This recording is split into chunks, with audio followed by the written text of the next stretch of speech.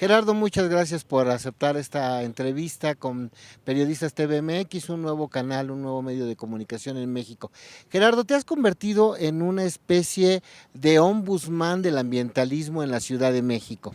Y quizá una de las cosas por las que más se te reconoce es por tu lucha titánica contra los enormes intereses privados que operan en Santa Fe, que construyen en barrancas y cañadas.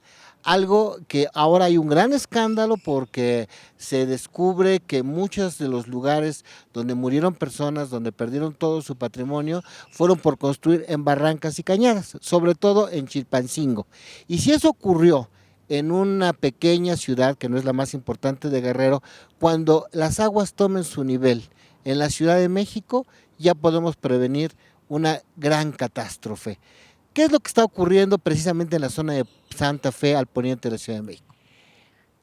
Muy buenas tardes. Mira, todo el talud que se encuentra a la entrada de Santa Fe, desde el kilómetro 13 y medio hasta el puente de Tamarindos, que une a Bosques de las Lomas con Santa Fe, es un talud que hicimos un análisis geológico de él y es muy peligroso porque está constituido de una arenilla sumamente fina. La parte superior tiene pumicita o piedra pómex, que son muy absorbentes del agua. Sobre esto se pusieron zampeados o zampeos, que son grandes rejas de acero inoxidable con cemento y con concreto, pero que tienen una inclinación de 90 grados. Entonces, eso mismo hace que las mismas zampeos o zampeados que deberían de evitar el desbarrancamiento se rompan y ya cargada la tierra de agua se produzca los deslaves que hemos venido viendo, ¿no? En las últimas, de marzo a la fecha, debe haber habido más de 20 deslaves en lugares donde previne hasta con 20 y 30 días de anticipación que iba a haber esos deslaves por el tipo de talud, por cómo se había cortado la barranca, por el tipo de obra o bien por el zampeado que se estaba quebrando ya por su propio peso, ¿no? Y esto está poniendo en peligro pues prácticamente toda la zona de Santa Fe, muy especialmente porque en la parte inferior de la avenida Prolongación Paseo de la Reforma pasa el río Tacubaya, que está entubado. Actualmente son aguas negras. De reventarse con estos deslaves, se inundaría de aguas negras todo Santa Fe, toda la zona corporativa y varios fraccionamientos, además de que los deslaves continuos están cayendo sobre la nueva carretera México-Toluca. Y bueno, hasta ahora no ha habido accidentes que lamentar, pero podemos tener accidentes que lamentar y además estamos teniendo fracturas continuas de la carretera vieja, o sea, la parte superior de la carretera México-Toluca, lo cual hace que continuamente se tenga que estar pavimentando esa carretera. Por eso es que año con año hay que pavimentar esa carretera, porque es un eje neovolcánico y toda la geología que se da en la Sierra de las Cruces, que abarca prácticamente 110 kilómetros por 27 de ancho y 47 en otros sentidos también de ancho, es un eje neovolcánico que tiene esta composición geológica. Está comprobado ya a nivel internacional. Han venido investigadores de la Universidad de Cambridge en el Reino Unido y han comprobado esta composición geológica que hace que se vuelva sumamente peligrosa todos esos taludes que rodean a Santa Fe. Ahora, Santa Fe, el 60% de Santa Fe pertenece a Álvaro Obregón. En Álvaro Obregón hay más de 80 colonias con cuevas, con taludes, etcétera, que ya en estas lluvias están sufriendo graves deslaves y graves problemas de inundaciones, de personas que están perdiendo sus casas, personas que podrían perder la vida en un momento determinado, ¿no? Entonces, sí estamos viviendo una situación enormemente crítica y problemática en toda esa zona. Gerardo, para prevenir esto existen los planes de desarrollo urbano. Estos planes desafortunadamente ya se convirtieron en una herramienta que no es de la sociedad, sino de las grandes constructoras que las modifican. ¿Por qué se modifican si es algo tan obvio como que los terrenos federales son precisamente las cañadas? ¿Y cómo es que han logrado algunos inmobiliarias privadas saltarse estas disposiciones que de hecho son constitucionales? De hecho, hay un contubernio entre autoridades locales y autoridades federales que precisamente han permitido convertir las barrancas, que serían territorios federales de acuerdo a la Constitución, en territorios fraccionables. Estos programas deben de ser actualizados con cierta periodicidad. Sin embargo, se han utilizado como instrumentos para comercializar y lograr grandes desarrollos inmobiliarios urbanos. Por ejemplo, en esa barranca que te digo del kilómetro 13,5 a la Cabeza Olmeca o el puente de Tamarindos, se están realizando ahorita 4 grandes desarrollos inmobiliarios que no deberían de realizarse ahí porque están poniendo en peligro las 2 carreteras México-Toluca. Sin embargo, estamos viendo que ahí podríamos tener entre 6,000 y 8,000 departamentos nuevos. Incluso como negocio ya no es negocio, porque hay más de 3,000 departamentos desocupados en Santa Fe. Entonces, para poder asimilar esos 3,000 departamentos, más estos, vamos a poner 4, 6,000, 8,000 que se construyan en ese talud, va a ser evidente que si ahorita nos estamos tardando 2 horas en entrar y salir de Santa Fe, pues esto se incremente, por un lado.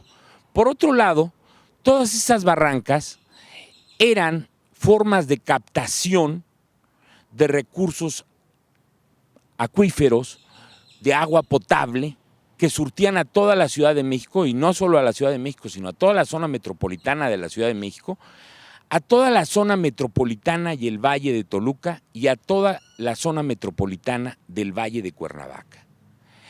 Y esos mantos acuíferos, a pesar de todas estas lluvias, se han visto enormemente mermados durante los últimos años y hemos llegado a tener grandes escaseces de agua.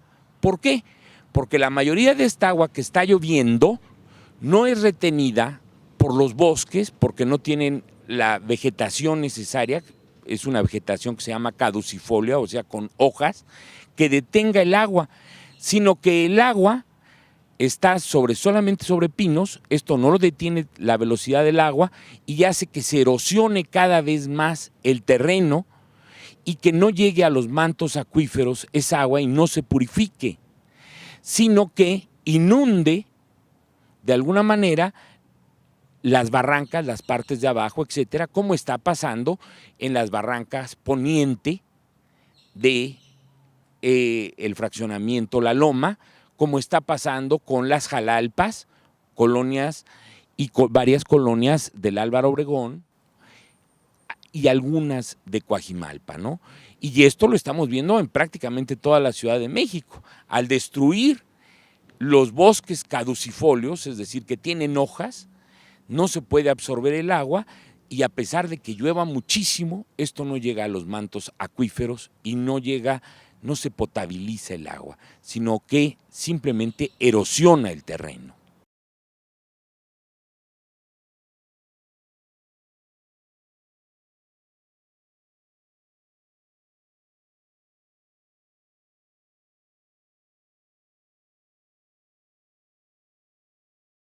Uno de los ejemplos que a mí me gustan mucho de una conciencia por el futuro es el del virrey de Mendoza, quien prácticamente expidió un decreto real en el que decía que nadie podía construir en el bosque de Chapultepec ni tampoco en la Alameda Central porque eran un patrimonio natural de la ciudad. Y hoy, a 500 años de distancia, poco más, vemos que la Secretaría de Gobernación está tratando de investigar quiénes son los culpables desde el gobierno que permitieron, que autorizaron la construcción en barrancas y en los lechos de los ríos, sobre todo en Chilpancingo Guerrero, donde fueron los mayores daños al patrimonio de las personas. Entonces, ahora hay un aviso a tiempo, veo un aviso a tiempo. Tú estás diciendo, las aguas siempre llegan a su nivel, lo que hoy ocurre en Santa Fe, dentro de 20 o 30 años, va a provocar una gran desgracia. ¿Cómo te sientes cuando las autoridades no te están haciendo caso? Bueno, yo te diría primero que no van a ser 20 o 30 años.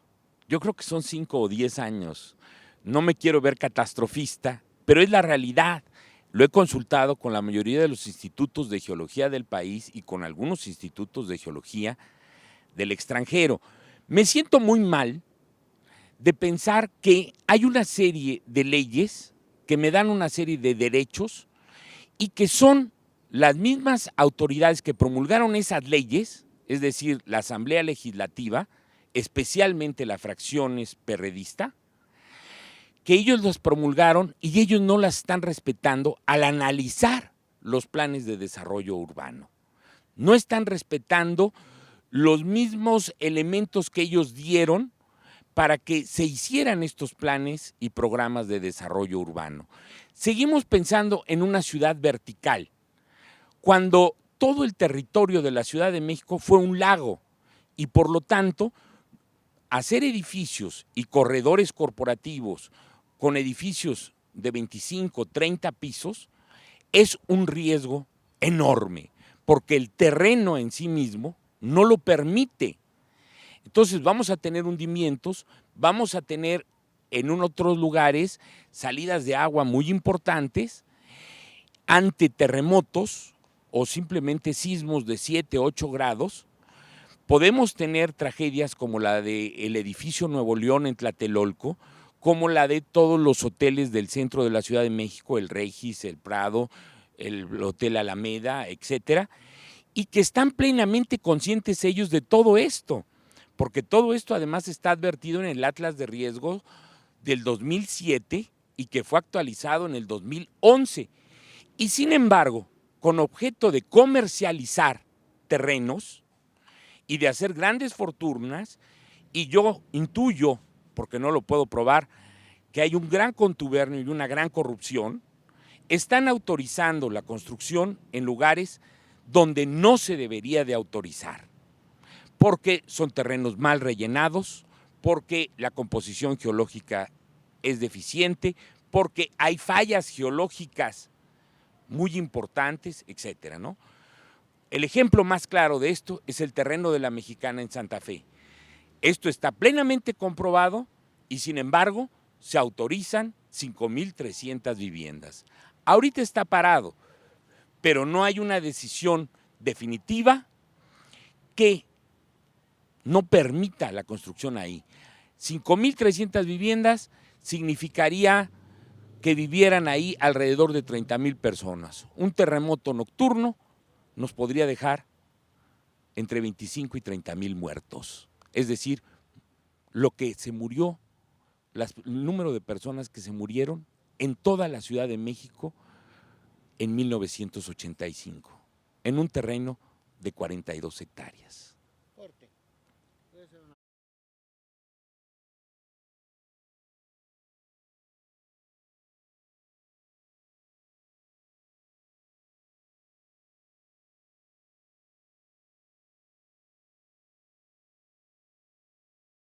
Gerardo, las empresas transnacionales también son muy hábiles para poder modificar estos planes de desarrollo urbano. Una de las cosas, uno de los recursos que ellos tienen es formar asociaciones de vecinos que no son de vecinos, son de representantes de estos enormes corporativos. Y entonces se oponen a gente que no tiene los recursos porque viene de la sociedad civil y es una guerra muy desigual. ¿Qué es lo que has tú vivido al tratar de dar la alerta sobre esta situación? Bueno, evidentemente lo que tú dices es totalmente cierto y lo estamos viviendo en toda la Ciudad de México, ¿no? En la delegación Cuauhtémoc, en la colonia Cuauhtémoc, en la delegación Miguel Hidalgo, en la colonia Polanco, en la colonia Granada, en la delegación Iztapalapa, prácticamente toda la delegación Iztapalapa, etcétera, ¿no? Son muy hábiles estos desarrolladores inmobiliarios, la mayoría de origen español, que se han asociado con empresas mexicanas y que en muchas ocasiones ganan grandes obras sin licitación, es decir, ante una violación de esta naturaleza, que no hacen obras de mitigación, es decir, todo, de acuerdo a nuestras leyes, todas estas grandes obras deberían de hacer obras de mitigación. Por eso, Suma Urbana y Súmate por el Valle de México, nos hemos unido vecinos, expertos, profesionistas de diferentes ramas vinculadas con el urbanismo y sobre todo con el urbanismo sustentable e integral, que estamos asesorando a alrededor de 700 colonias en la Ciudad de México y que pretendemos que nuestra asesoría llegue a los municipios conurbados del Estado de México y del Estado de Hidalgo que forman parte de la zona metropolitana de la Ciudad de México. Los estamos asesorando para que esas falsas asociaciones de colonos que apoyan la construcción de estos desarrolladores inmobiliarios y que lo están haciendo de una manera inmoral porque están plenamente conscientes de lo que está pasando, nosotros les demos elementos legales, nosotros los asesoremos para que cuando menos interpongamos ante las comisiones de derechos humanos, ante la PAOT y ante otros organismos que solamente tienen un valor moral porque sus decisiones no son vinculatorias. Ojalá lo fueran, como en otros países, pero para denunciar y ponerlos en evidencia. Eso es lo que estamos tratando de trabajar. Mira, hay una tercera generación de derechos humanos que comprenden 3 derechos fundamentales. Uno es el desarrollo ecológico equilibrado. ¿Qué significa?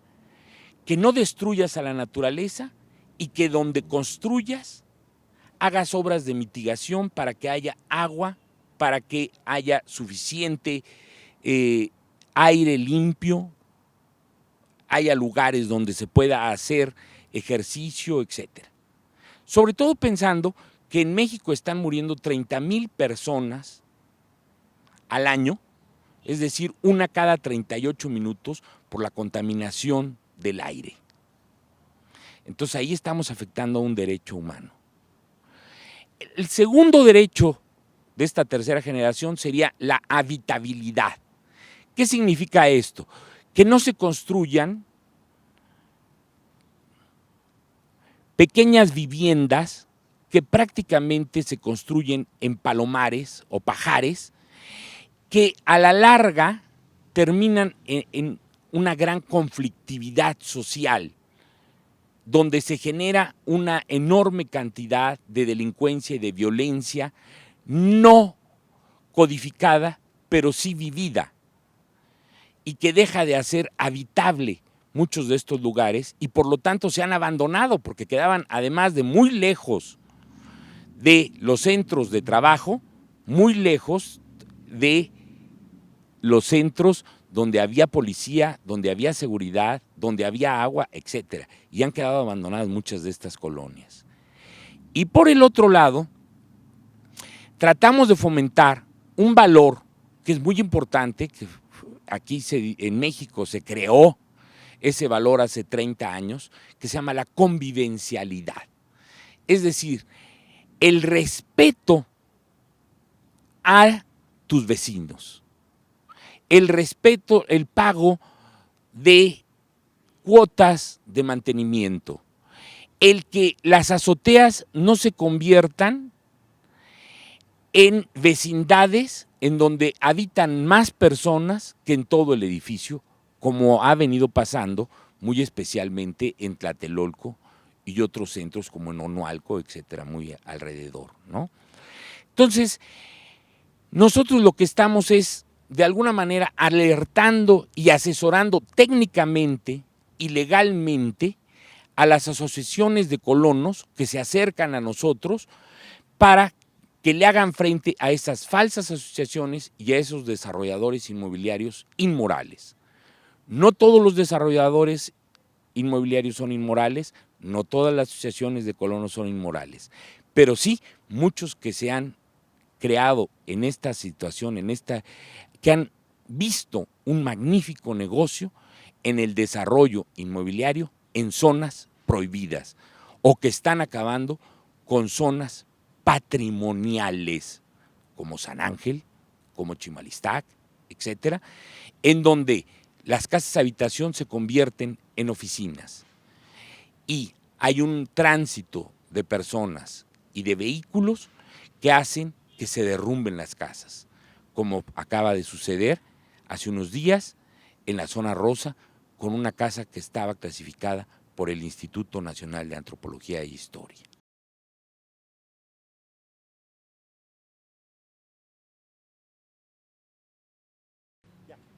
Finalmente, Gerardo, Benito Juárez decía a los enemigos, a los amigos justicia y gracia, a los enemigos justicia a secas. Y parece ser que estos grandes corporativos transnacionales, entre los que destaca OHL, tienen muy buenos amigos.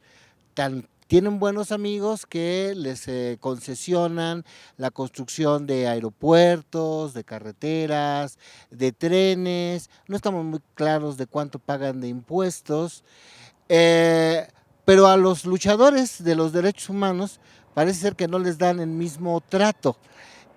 Tú has tenido una serie de agravios, de amenazas, de insultos, incluso físicos, de ataques físicos, y parece ser que nunca hubo una respuesta de las autoridades. ¿Nos puedes hablar de esa experiencia? Sí, cómo no. Bueno, primero te quiero decir que muchas de esas obras no han sido licitadas, entonces ya violan la ley de obras públicas, una ley federal. Otras sí han sido licitadas. Segundo, es que no se han hecho medidas de mitigación, lo cual establece que de acuerdo a nuestras leyes, que primero se hacen las medidas de mitigación y después se termina la obra. Y tenemos la Supervía Poniente, los segundos pisos, por hablar solo lo del Distrito Federal, que no se han terminado con las medidas de mitigación o no se ha hecho ninguna medida de mitigación. O los taluds de Santa Fe, donde no hay una sola medida de mitigación dictada por una autoridad, ya sea la PAOT, ya sea la Profepa, ya sea la Semarnat, ya sea la Secretaría del Medio Ambiente, ya sea la Secretaría de Protección Civil, ya sea la Coordinación de Protección Civil de la Secretaría de Gobernación, etcétera. Entonces, es evidente que ahí hay eso. En cuanto a las agresiones hacia mí, no solo hacia mí ha habido hacia los defensores de los derechos humanos. Yo siento que estoy defendiendo un derecho humano. Y evidentemente nos retiran por completo algunos subsidios que hemos tenido, algunas aportaciones, etcétera, debido a que cooptan o crean otras asociaciones que les sean fieles a sus intereses, utilizando la medida de responsabilidad social o filantropía, ¿no? Y los verdaderos luchadores nos hemos quedado con nuestros recursos de vender a veces nuestras propiedades, etcétera, para poder seguir con esta lucha o abandonarla. Y eso es a lo que ellos están apostando, a que nos van a hacer que abandonemos esta lucha. Unos cuantos son los que quedamos con 30 o 35 años de antigüedad. Te voy a mencionar algunos: Miguel Valencia, Eduardo Fará, la señora MacGregor, Josefina MacGregor, tu servidor, y algunos otros que a lo mejor ahora se me van, Daniel Gershenson, etcétera, que hemos estado en esta terrible lucha, ¿no? Aunque sabemos que se nos encierra, y no solo se nos encierra, sino a veces ya no se nos da oportunidad ni siquiera de trabajar. Yo soy un especialista en desarrollo urbano y hace mucho tiempo que no trabajo para fraccionamientos y para esto o para el otro, porque simplemente no me vendo. Y no obstante, que yo siempre, con las desarrolladoras inmobiliarias con las que trabajé, fueron honestas. Sin embargo, los otros los presionan. Y entonces tienen que tomar ellos medidas para no tener estas presiones. Sus medidas son: no le vamos a dar trabajo al que sabe sobre esto. Vamos a emplear a aquel que nos diga sí señor, y que sea capaz de incluso cometer crímenes lesa humanidad, como sería un derrumbe como el que acabamos de vivir. Es un crimen lesa humanidad lo que pasó en Oaxaca, lo que pasó en Guerrero, porque estaban advertidos desde el día 12 y no se tomaron las medidas oportunas, eficientes, etcétera, de protección civil para evitar lo que sucedió. En la tragedia ambiental ocurrida este 15 de septiembre de 2013 o a partir de esa fecha, miles de personas perdieron su vivienda. Muchas de ellas habían construido en zonas donde habían sido autorizados por distintas autoridades. Cientos de miles de personas quedaron damnificadas. ¿Sabe usted cuánto dinero ha aportado para la reconstrucción una empresa como OHL, la española, que ha recibido grandes beneficios en los contratos para la construcción de los segundos pisos? ¿Cuánto de esta aportación que han recaudado los ciudadanos se ha presentado de manera voluntaria, como la que han llevado a la Universidad Nacional Autónoma de México, sin ningún registro de marca, sin ninguna fundación? ¿Sabe usted cuántos miles de millones de pesos se ahorrarán en impuestos gracias a las donaciones que se hacen a través de fundaciones para los damnificados? Pues es muchísimo, muchísimo dinero. Pero estas son las cosas que no se ven en este México en el que todavía seguimos viviendo de grandes injusticias, de grandes desgracias, y sin embargo, para las grandes empresas transnacionales, sobre todo de la construcción, sigue habiendo muchísimas utilidades sin que haya ninguna autoridad que les ponga el menor freno. Para Periodistas TVMX, en la Ciudad de México, Ramsés Ancir.